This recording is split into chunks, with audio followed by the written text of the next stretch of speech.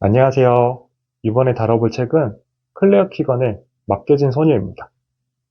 제가 독서 모임에서 이야기했던 내용을 떠올려서 각색해서 이야기할 건데, 저는 늘 독서 모임을 가벼운 마음으로 참석하기 때문에 책의 내용에 대한 심도 있는 토론이나 해석은 부족하니 흥미 위주로만 봐주세요. 책의 감상평을 경관, 풍경에 비유해주세요. 저는 늘 의심이 많은 인간이라서 읽으면서 이 소녀가 강아지가 아닐까? 의심했거든요. 영어권 표현에서는 동물에게도 he, she라고 명칭하기도 하고요. 소설 속 표현에도 이상하게 말수가 적고 항상 뛰어다니는 걸 좋아하고 또 밤에는 침대에 배변 활동을 하는 상황까지 나와요.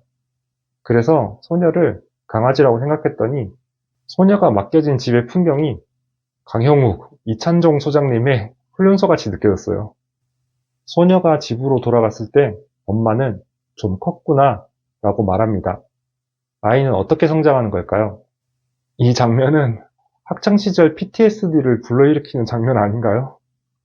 저는 당하진 않았지만 그런 경우 있잖아요. 겨우 학교가 달라져서 해방되었는데 동네에서 일진을 다시 만나서 오, 좀 컸네 이런 느낌 아니었나요? 엄마를 좀 무서워하기도 했고 말 그대로 받아들이는 게 아니라 좀 무서웠을 것 같아요. 그리고 애는 어떻게든 커요. 학교에서 배우는 게 없는 것 같지만 학교라는 집단에 속해서 생활하는 것만으로도 배울 게 있다고 하더라고요. 조카가 있는데 체격이 좀 작아서 집에서는 완전 애기 같은데 놀이터나 키즈 카페 같은 데 가면 그들 사이에서도 형 동생 따지고 형이면 대장 노릇한다고 하더라고요. 양육자가 알게 모르게 애가 생각보다 훨씬 성장했을 수도 있겠더라고요. 친부모와 킨셀라 부부의 가장 큰 차이는 무엇일까요? 아이를 길러본 적이 없어서 잘 모르겠지만 각자 저마다의 양육 방식에 차이가 있는 거지 틀린 건 아니라고 봐요. 저마다의 방식이 있는 거죠. 우리도 옛날에는 애는 맞고 자라는 게 당연한 시대가 있었고 일본이나 프랑스 같은 선진국도 애가 차도로 뛰어들거나 하는 큰 잘못을 저지르면 뺨을 때리더라고요. 폭력을 정당화하려는 건 아니지만 시대나 사회적 배경이 있다고 봐요. 야만의 시대에 살았던 사람들이 전부 다 살인자나 중범죄자가 되는 것도 아니었고요. 물론 발생 원인에 유의미한 상관관계는 있겠지만 그것보다 더 큰 문제는 저는 무관심이라고 봐요. 경제적인 부분은 어쩔 수 없는 부분이 많죠.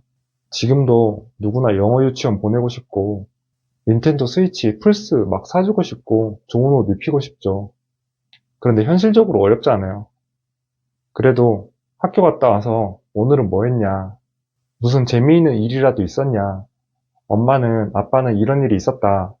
서로 얘기하는 건 돈 드는 일이 아니잖아요. 애가 많으니 힘들 수 있겠지만 그런 부분이 친부부랑 킨셀라 부부의 가장 큰 차이 같아요.